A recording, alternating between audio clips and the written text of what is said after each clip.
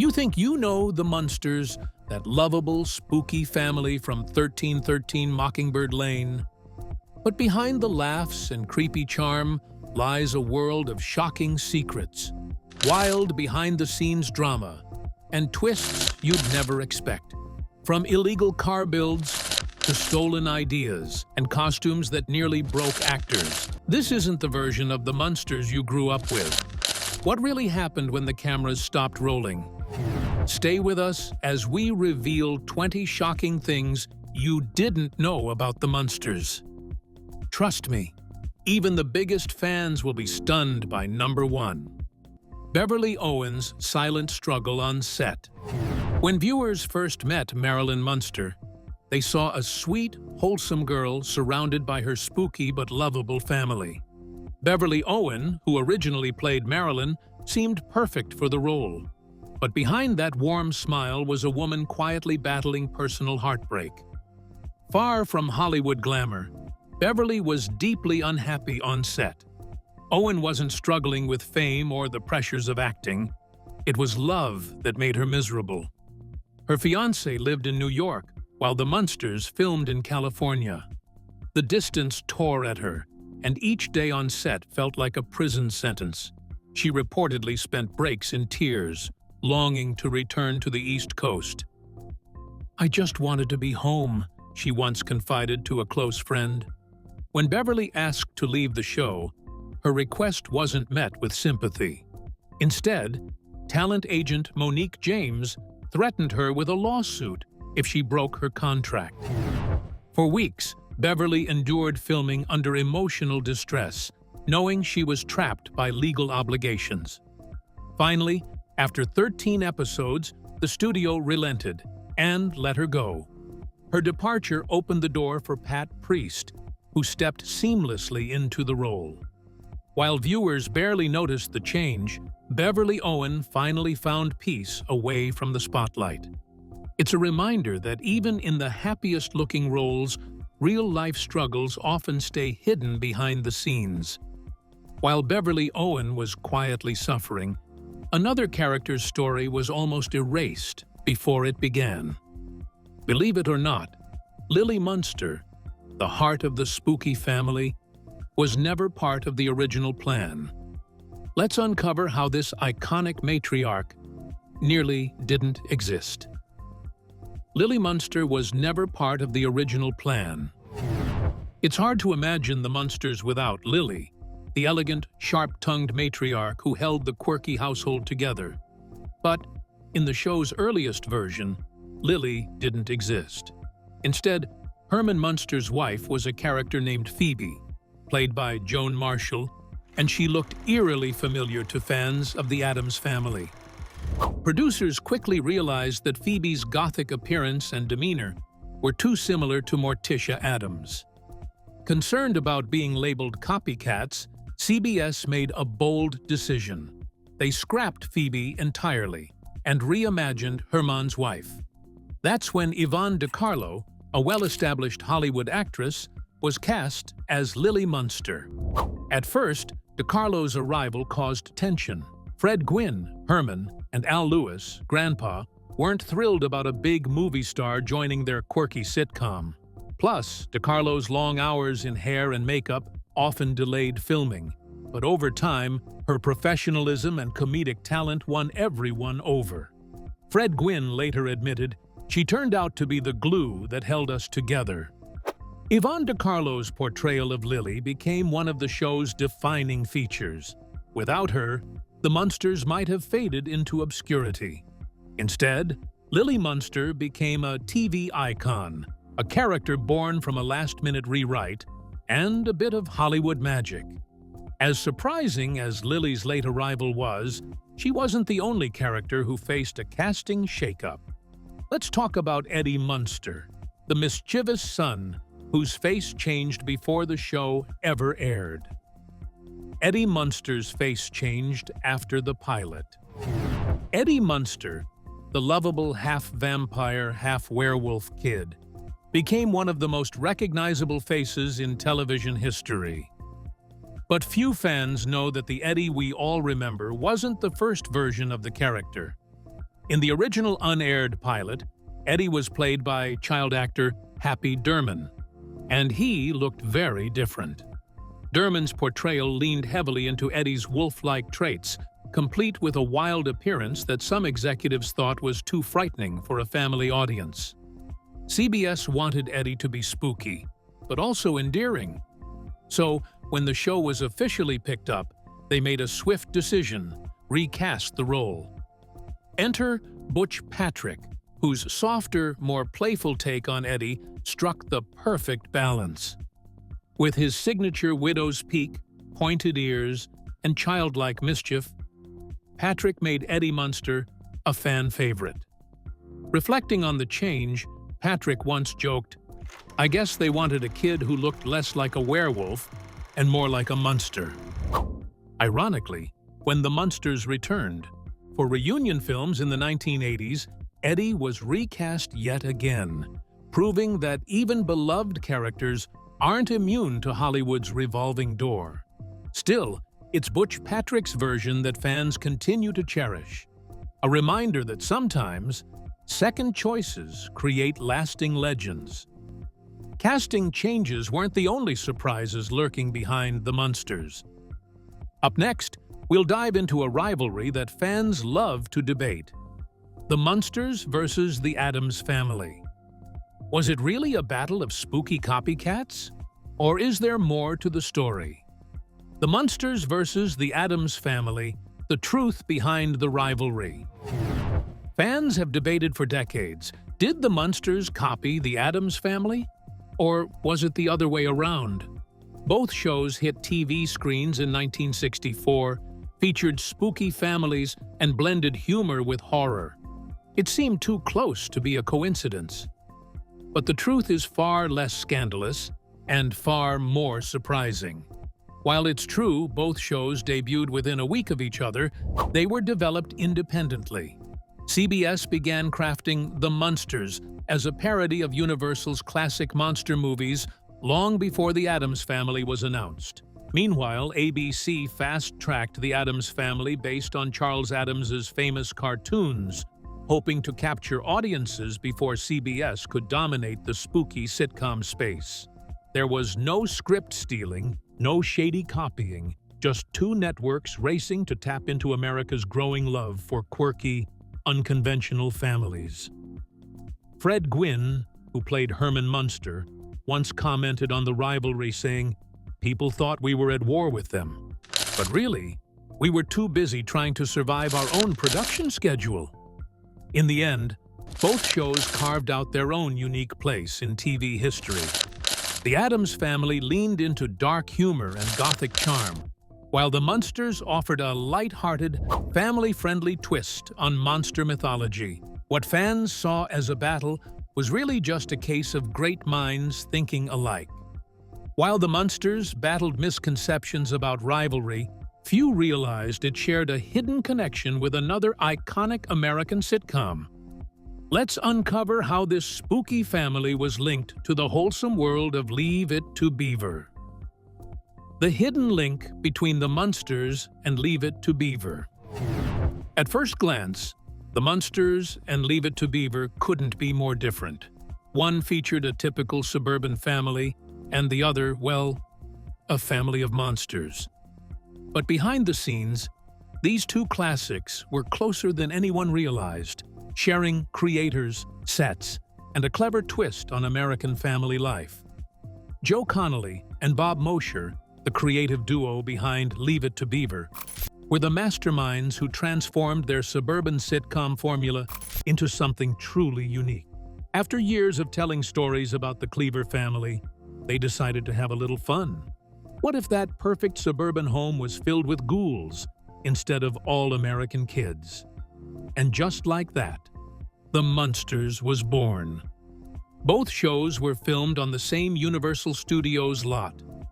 If you look closely, you'll notice that the famous Munster mansion made cameo appearances in Leave It to Beaver before it ever became 1313 Mockingbird Lane. Talk about reusing real estate. Bob Mosher once joked, "We just swapped out the white picket fence for a few cobwebs and tombstones." But it wasn't just set design. The heart of both shows was family. Whether human or monster, both series showed that love and laughter could thrive, no matter how unusual the household looked. As clever as the creators were, not everything behind the Munsters was fun and games. For Fred Gwynne, stepping into Herman's giant shoes came with real pain. Literally.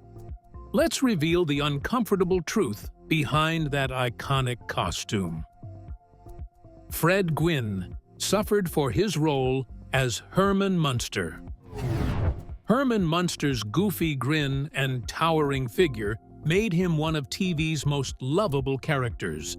But behind that cheerful exterior was Fred Gwynne, enduring one of the most uncomfortable costumes in television history.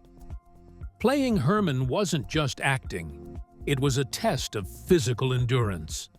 To transform into Herman, Gwynne wore asphalt boots with 4-inch soles, massive foam padding, and layers of heavy makeup. Under the hot studio lights, it became unbearable.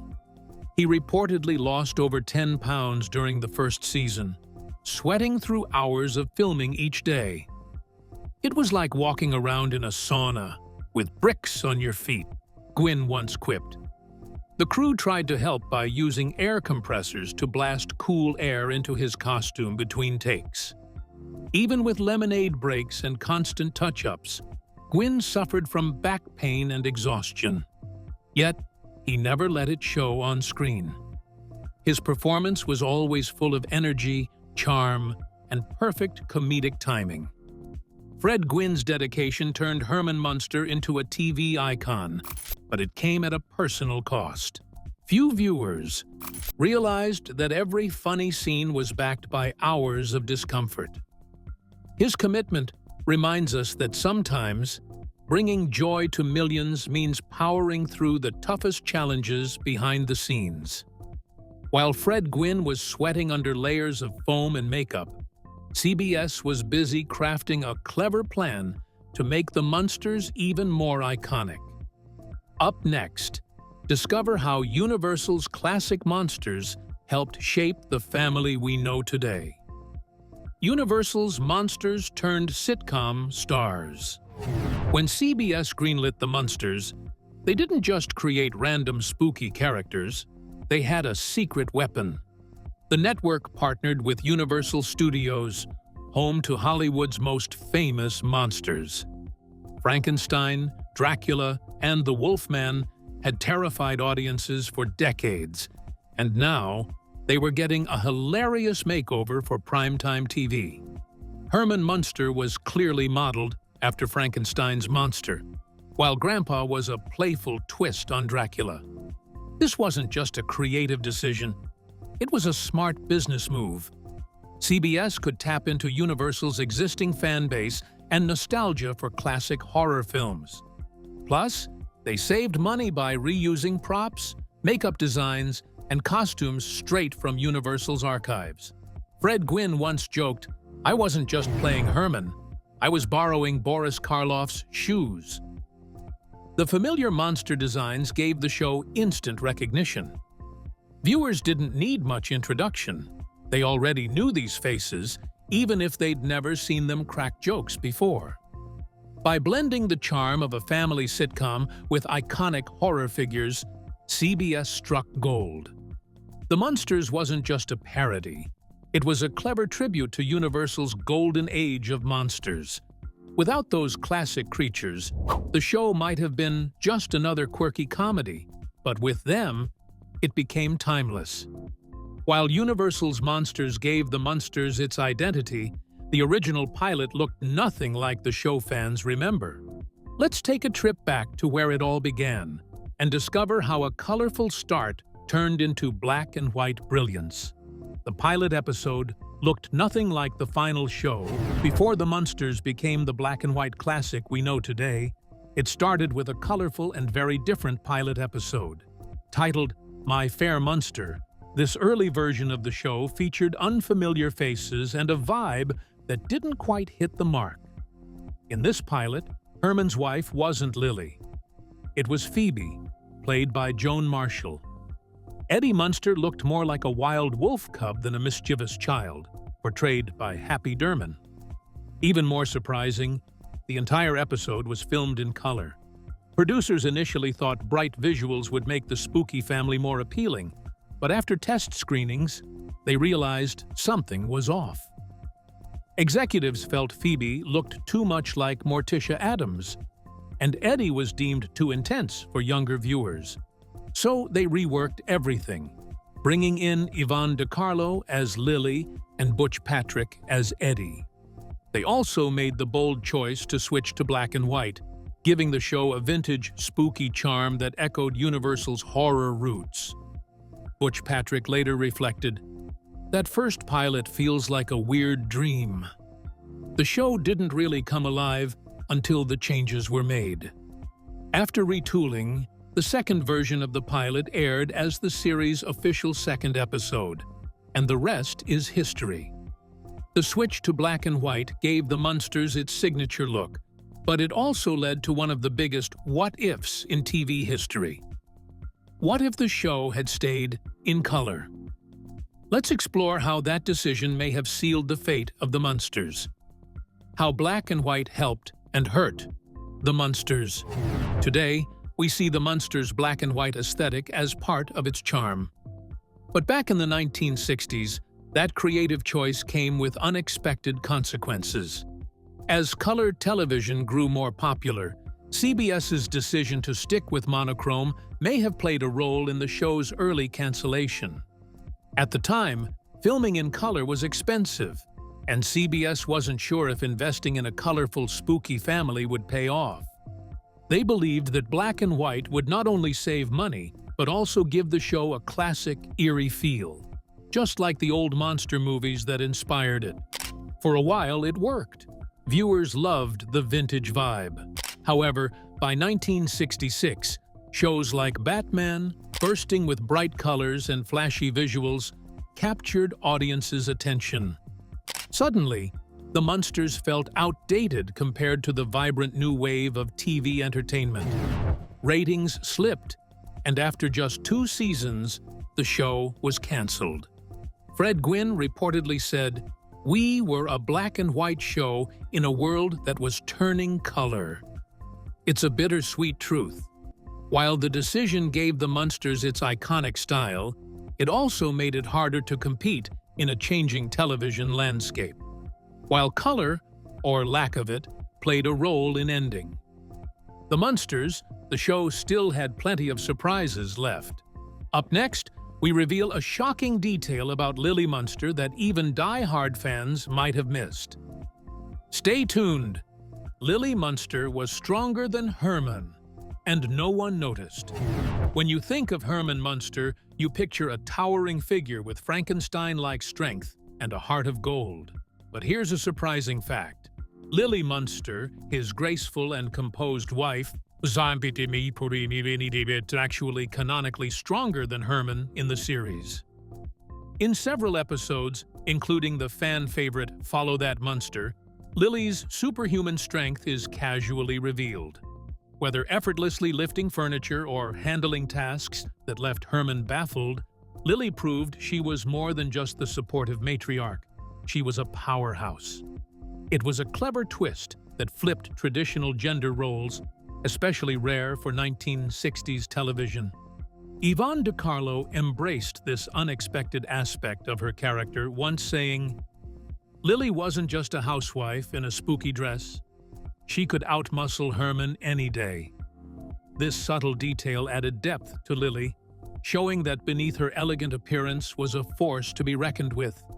It's one of those hidden gems that made the Munsters ahead of its time. While audiences laughed at Herman's clumsy antics, Lily was quietly breaking stereotypes, proving that in this monster household, strength wasn't just measured by size or volume. While Lily's hidden strength was a surprise, another voice in the Munster household came from a legend most people never realized. Let's uncover how a famous cartoon icon secretly lived inside the Munsters' cuckoo clock. The Raven was voiced by the man of 1,000 voices. Every time that quirky cuckoo clock popped open in the Munsters, fans heard a familiar squawk, "Nevermore." But few knew that behind that single word was none other than Mel Blanc, the legendary voice actor known as the Man of 1,000 Voices. Mel Blanc was already famous for bringing to life characters like Bugs Bunny, Daffy Duck, and Porky Pig. So, when producers wanted something special for the Raven, they called in the best. Blanc's unique delivery turned a simple clock gag into a memorable part of the show's charm. Though it was a small role, Blanc's contribution added that extra layer of whimsy. As Butch Patrick later shared, "When you've got Mel Blanc voicing your cuckoo clock, you know you're part of something special."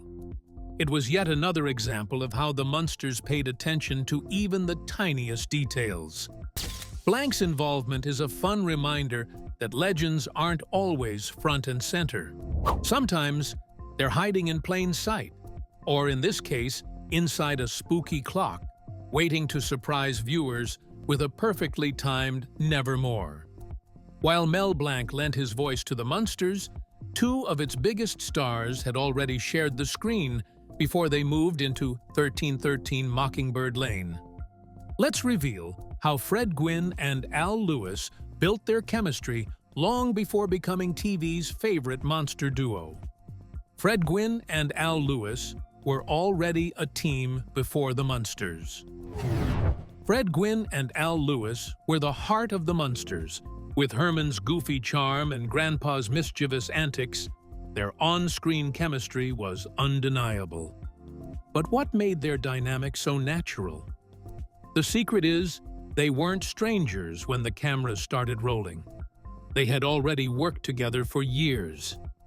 Before donning monster makeup, Gwynne and Lewis starred in the hit sitcom Car 54, Where Are You? From 1961 to 1963.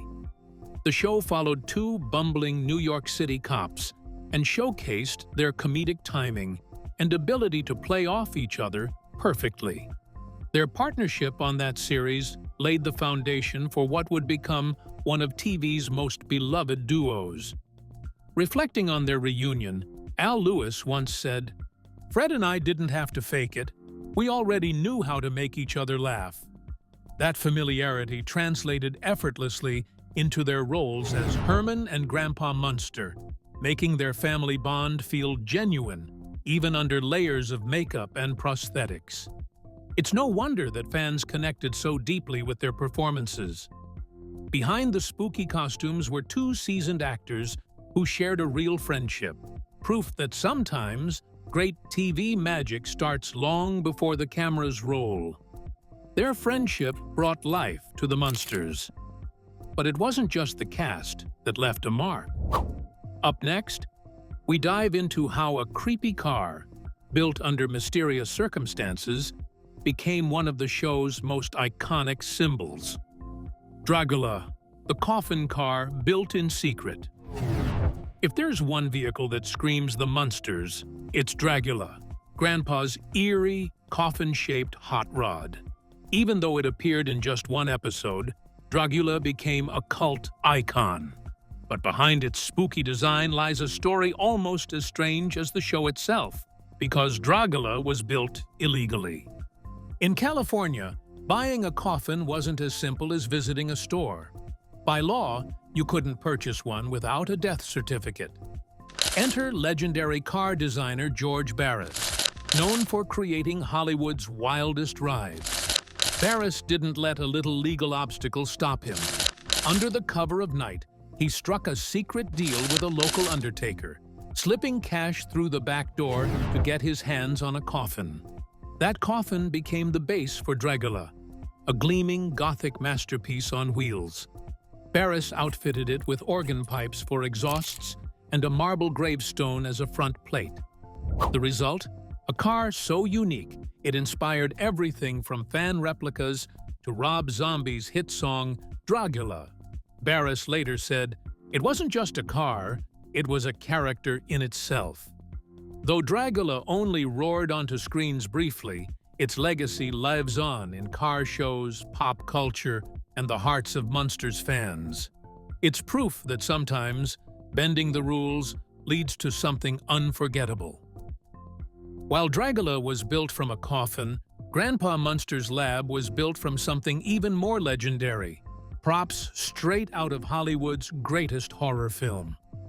Let's uncover how the Munsters borrowed from Frankenstein to bring Grandpa's experiments to life. Grandpa's lab was powered by Frankenstein's legacy. When Grandpa Munster cooked up his bizarre inventions in his creepy basement lab, sharp-eyed horror fans noticed something familiar. That's because many of the gadgets, flashing lights, and eerie equipment came directly from the 1931 classic Frankenstein. Yes, the Munsters didn't just parody horror, they literally reused it. The mastermind behind both labs was Kenneth Strickfaden, Hollywood's go-to man for spooky special effects. Strickfaden designed the original Frankenstein lab, creating cinema's blueprint for every mad scientist's lair that followed. Decades later, he dusted off those same props for the Munsters, giving Grandpa's lab an authentic vintage horror vibe. Al Lewis, who played Grandpa, once joked, "I had better equipment than most doctors. Just don't ask if it worked." The connection wasn't just practical. It was a loving nod to the Universal monster films that inspired the entire show. This clever reuse of Hollywood history made the Munsters more than just a sitcom. It became a bridge between two eras of entertainment, blending classic horror with 1960s comedy. Every time Grandpa flipped a switch or sparked a machine, he was lighting up a piece of film legend. While Grandpa's lab honored Hollywood's past, the show's very creation involved a darker side of the industry. For our final shocking fact, discover how the Munsters almost never happened, because its original idea was stolen. The Munsters' original idea was stolen. It's hard to believe, but the quirky, lovable Munster family began with a stolen pitch. In the early 1960s, writers Alan Burns and Chris Hayward, known for their work on Rocky and Bullwinkle, came up with a fresh idea: a sitcom about a family of funny monsters. They pitched it to Universal Studios, hoping to bring something new to television. But instead of signing a deal, Universal quietly passed their concept along to CBS, without giving the writers credit. When the Munsters hit the airwaves, Burns and Hayward were shocked to see their idea brought to life, without their names attached. It wasn't until the Writers Guild of America intervened that the duo finally got recognition, listed in the credits as "From a Format by Burns and Hayward." Alan Burns later reflected, "It was bittersweet. We loved seeing the show succeed, but we knew it should have been our deal from the start." Despite the setback, both writers went on to successful careers, creating hits like The Mary Tyler Moore Show and Rhoda. This behind-the-scenes drama reminds us that even in a show filled with laughs and lovable monsters, the real world of Hollywood can be far more chilling. Creativity doesn't always get the credit it deserves, but resilience can still carve out a lasting legacy. So now you know, the monsters on screen weren't the only surprises the Munsters had to offer. From hidden rivalries to Hollywood scandals and forgotten legends, this spooky sitcom was filled with more twists than a mad scientist's lab. Which fact shocked you the most? Let us know in the comments. We'd love to hear from fellow fans. If you enjoyed this trip down creepy memory lane, don't forget to like, subscribe, and hit the notification bell for more hidden Hollywood stories. Thanks for watching. And remember, not everything strange stays buried in the past. See you in the next video.